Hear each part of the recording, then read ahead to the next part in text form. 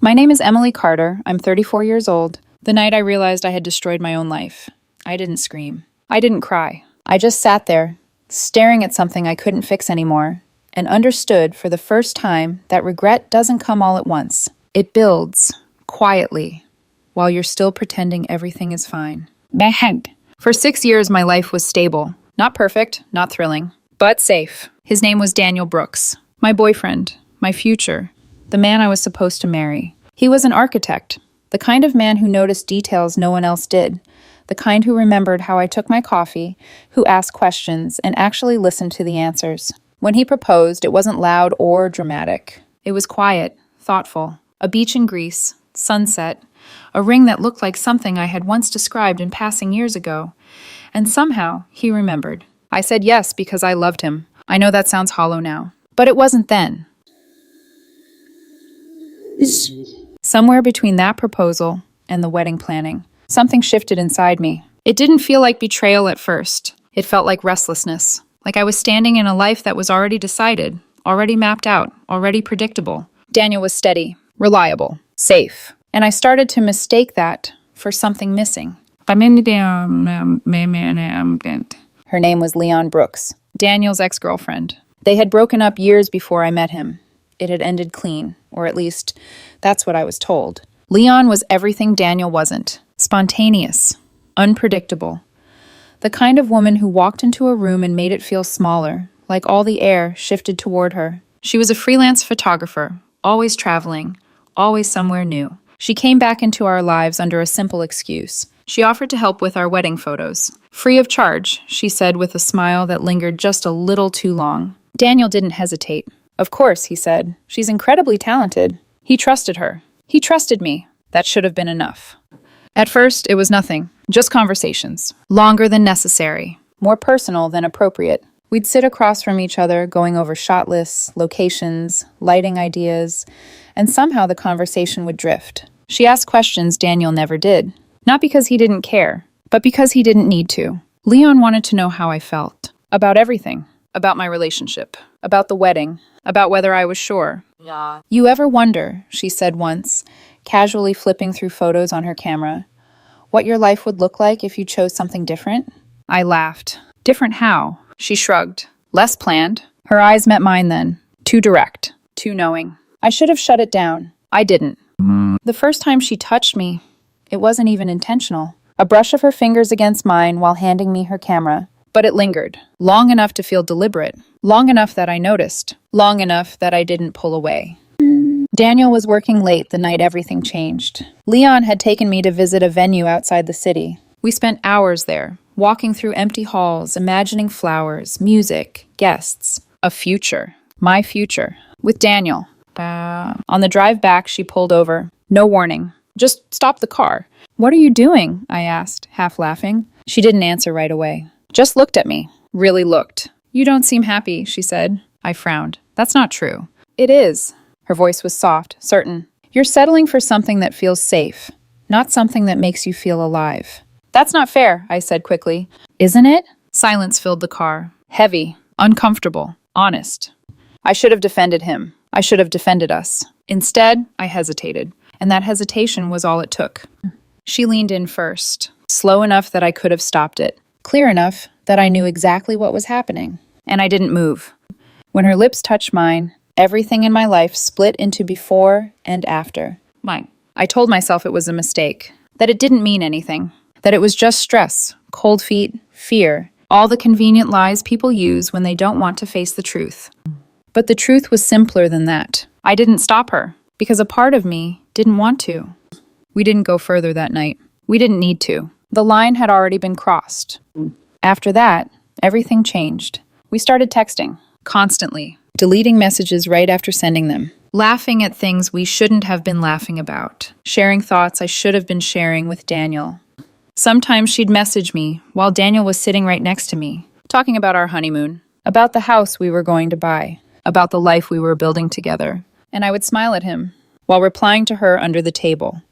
That was the moment I should have stopped. Not the kiss, not the conversation. That moment, when I realized I was living two different versions of my life and choosing the wrong one every time. But I didn't stop. I told myself I would. Later, after the wedding, after things calmed down, after I figured it out, I told myself I had time. I didn't. The first time it happened, I told myself it would be the last. It always starts that way. 2 months before the wedding, Daniel left for a 3-day conference in Chicago. He kissed me goodbye at the door, reminded me to eat properly, told me he'd call every night. Don't stress too much about the planning, he said, smiling. We're already set. We were. Everything was booked. Everything was perfect. Everything was about to fall apart. Leon came over that evening. She said she had finished editing our engagement photos. Brought a bottle of wine. Just to celebrate. That's what she called it. We sat on the couch Daniel and I had picked together, the one he insisted on because he said it would last for years. I remember that detail now. How something meant to last became the place I broke everything. We drank. We talked. At first it was normal. Photos, lighting, wedding details. Then it shifted. Like it always did. You really going through with it? She asked, her voice softer than usual. I laughed lightly. Of course I am. You don't sound sure. I am. She tilted her head, studying me. You don't look sure. Chama. I should have gotten up. Should have ended the conversation. Instead, I stayed exactly where I was. You ever think, she said, moving a little closer, that maybe you're choosing the wrong life? Because it's easier? That's not fair, I said again, but weaker this time. Then tell me I'm wrong. I opened my mouth. Nothing came out. That silence said everything. The kiss felt inevitable. Not sudden. Not surprising. Just overdue. This time I didn't hesitate. I remember thinking, even as it was happening, this is the moment everything changes. And still, I didn't stop. Afterward, the apartment felt different. Too quiet. Too aware. I sat there, staring at nothing, while she stood by the window, pulling her shirt back into place like it hadn't just happened. That doesn't have to mean anything, I said. The word sounded small, defensive, even to me. Leon turned, leaned against the wall, arms crossed. It means exactly what you want it to mean. I should have ended it right there. Cut her off. Confessed everything. Salvaged something. Instead, I let it continue. Once becomes easier to repeat. That's the part no one warns you about. It didn't stay in the apartment. It moved. To her place. To hotel rooms. To her car parked in underground garages where no one would see us. Every stolen hour felt like something separate from reality. Like I could step out of my life and then step back in like nothing had changed. Daniel never suspected. Not once. He trusted me. Completely. And somehow, that made it worse. He would hold my hand while we walked through venues. Talk about our future. Our honeymoon. Japan. Temples, quiet streets, small restaurants he'd researched for months. I want it to be perfect for you, he said once, brushing my hair behind my ear. And I smiled at him, while thinking about someone else. That's the part that still makes me feel sick. Not just what I did, but how easily I lived with it. The messages got worse. More reckless. More explicit. I'd respond while sitting across from Daniel at dinner, while meeting with our wedding planner, while trying on dresses. Every boundary I thought I had disappeared. 6 weeks before the wedding, everything stopped being hypothetical. I was late. At first, I ignored it. Blamed stress. The schedule. The chaos of planning. Then I bought a test. Took it alone in the bathroom. Stared at it longer than necessary, as if waiting would change the result. It didn't. I took another. Then a third. All positive. I remember sitting on the edge of the bathtub, holding the tests in my hand, feeling like the room had tilted slightly off balance, like gravity wasn't working the same way anymore. There are moments in life where you know, instantly, there is no fixing what comes next. This was one of them. I did the math, tried to be logical, tried to stay calm. Daniel and I had still been together, less often, but still. It could have been his. But deep down, I knew. With Leon, we hadn't been careful. Not once. I texted her. We need to talk, urgent. We met at a coffee shop across town, somewhere no one would recognize us. Neutral ground. Safe. Or at least, I thought it was. She was already there when I arrived, sitting by the window, looking normal, like this was just another day. I sat down across from her. My hands were shaking. I didn't ease into it, didn't soften it. I'm pregnant. For the first time since I'd known her, Leon looked unsure. Are you serious? I nodded. Silence stretched between us. Long, heavy. Is it his? She asked. I swallowed. I don't think so. She leaned back slightly, eyes narrowing. You don't think so? I know, I said quietly. It's yours. Another silence, but this one felt colder. What are you going to do? She asked. I let out a shaky breath. I don't know. The wedding is in 6 weeks. She let out a short, humorless laugh. To my ex-boyfriend. I know whose ex you are, I snapped, more sharply than I meant to. Her jaw tightened.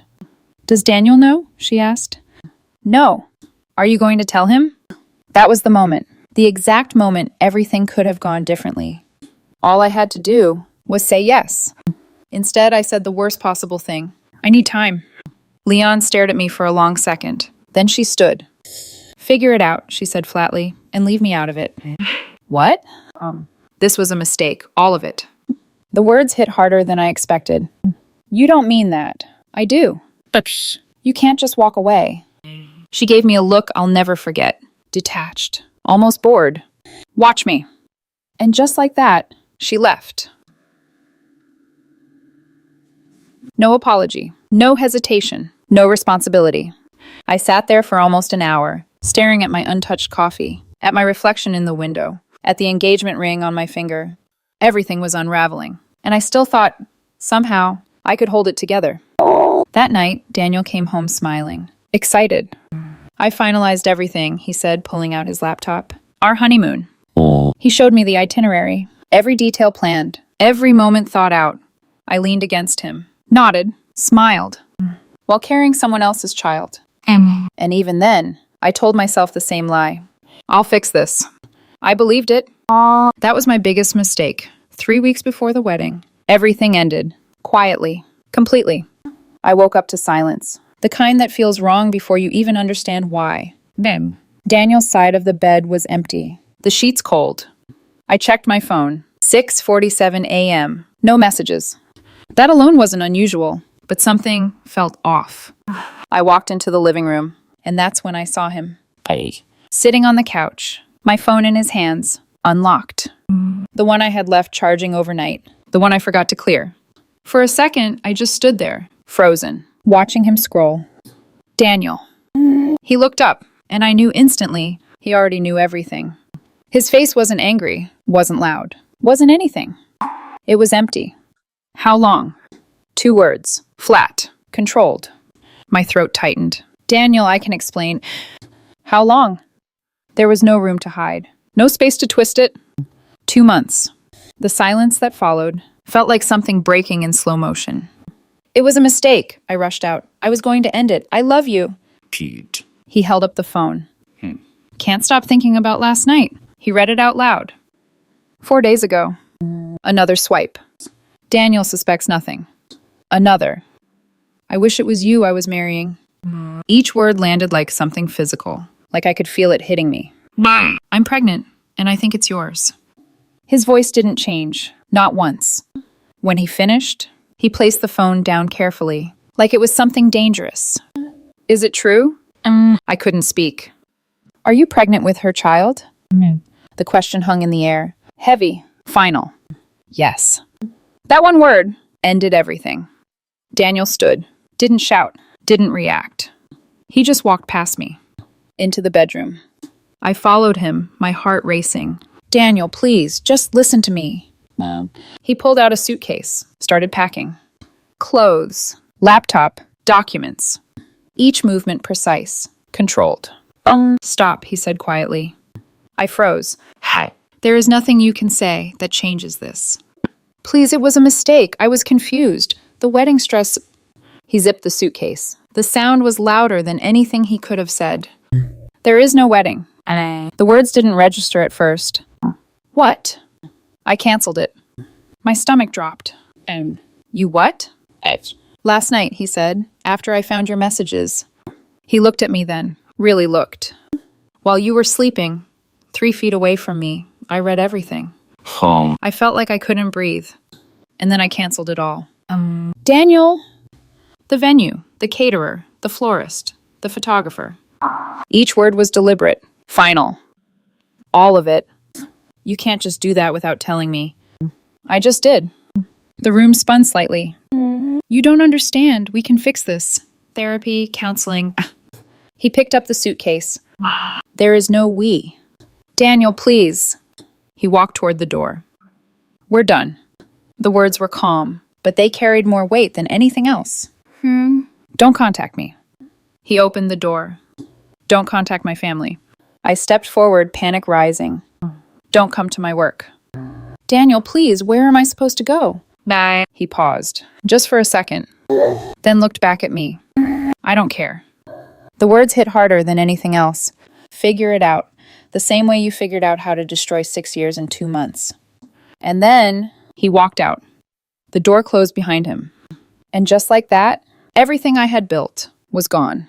I stood there for a long time, not moving, not thinking, just existing in the space where my life used to be. Then I tried to fix it.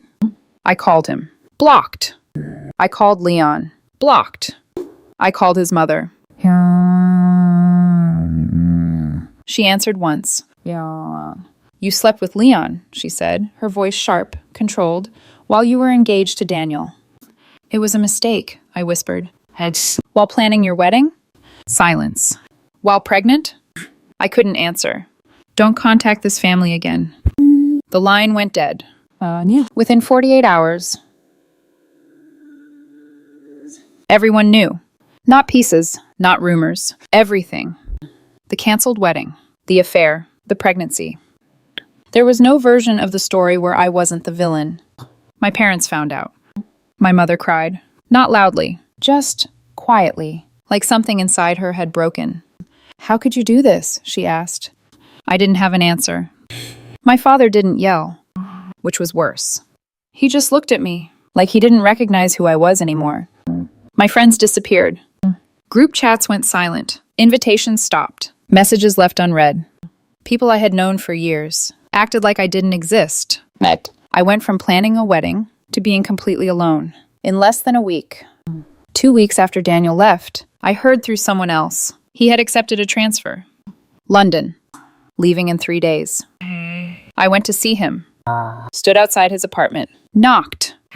Daniel, please, just talk to me. 5 minutes. The door opened slightly, just enough for me to see him. No. Bye. I'm pregnant, I said quickly. You can't just leave. Watch me. Burn. Don't you care about me? About what happens to me? He looked at me, and whatever had been there before was gone. I cared about the woman I was going to marry. Jumped. His voice was quiet. She doesn't exist anymore. I felt something inside me collapse. Damn. You destroyed her. The words were final. Goodbye, Emily. The door closed. For the last time.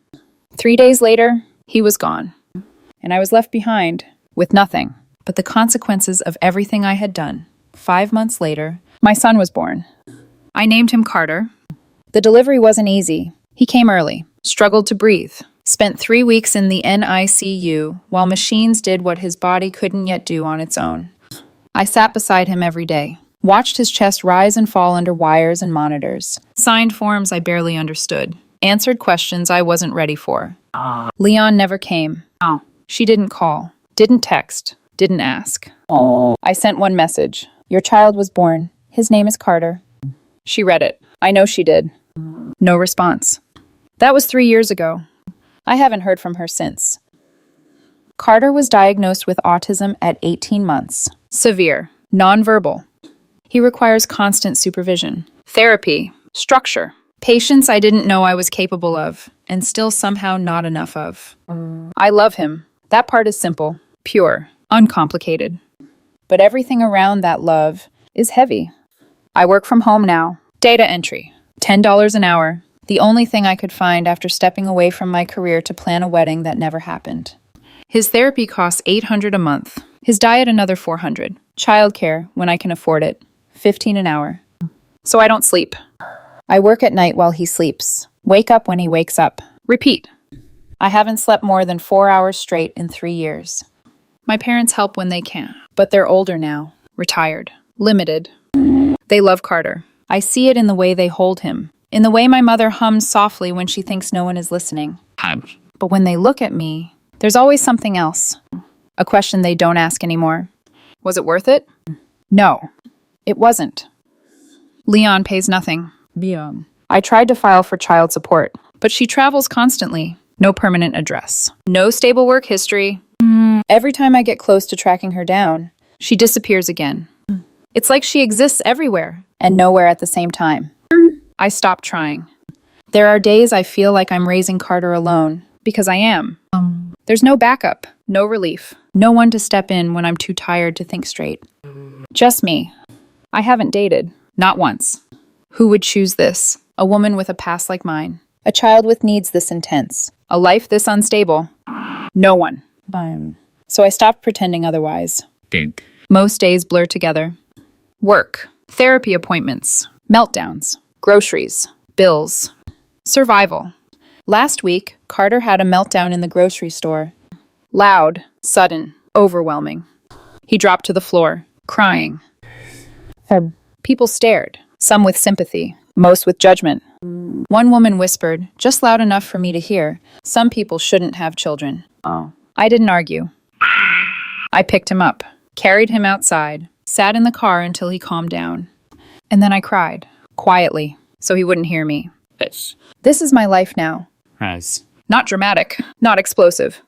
Just constant. A slow, steady weight that never lifts. I tried calling Leon again last month, from a different number.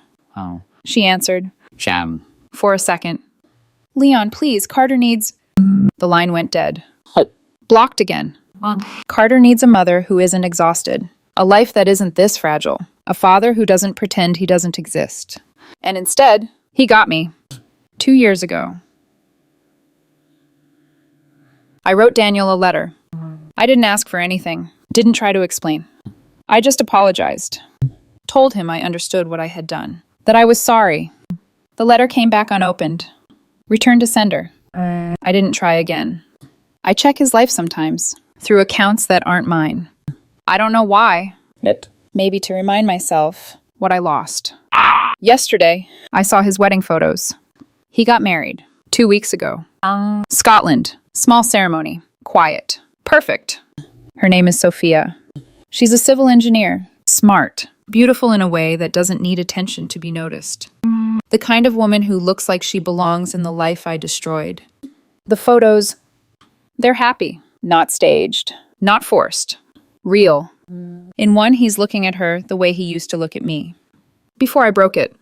In another, they're dancing. Her head resting against his shoulder, his hand in her hair. Trust. Complete. Effortless. I stared at that picture longer than I should have. Because that was supposed to be my life. The comments were full of congratulations, love, support. Someone wrote, I've never seen him this happy. I believe that. There was a comment from his mother. So proud of my son. Welcome to the family, Sophia. The daughter I always wanted. The daughter she always wanted. Not me. Not anymore. I tried to find Leon again after that. Not to fix anything. Not to ask for help. Just to see if she had seen it. If she cared. Her accounts were gone. Or blocked. Or both. Like she had erased herself completely. Except she hadn't. Because Carter exists. A constant living reminder of the worst decision I ever made. I don't regret him. I never will. But I regret everything that led to him. Sometimes I look at Carter, and I see pieces of what could have been. A different life. A stable home. 2 parents who loved each other. Instead, he got me. Tired. Struggling. Alone. Daniel is in London now, building a life with someone who deserves him. Leon is somewhere out there. Free. Unburdened.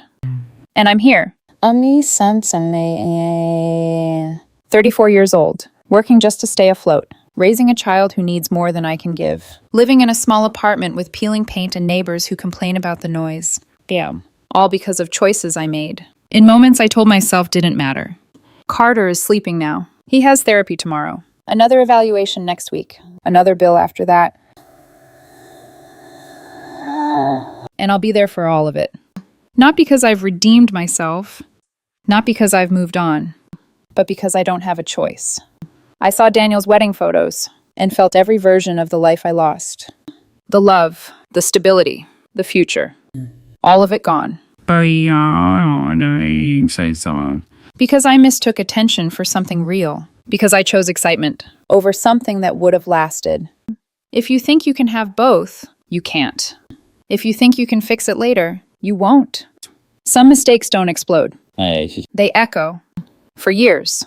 Until one day, you realize you're still living inside them.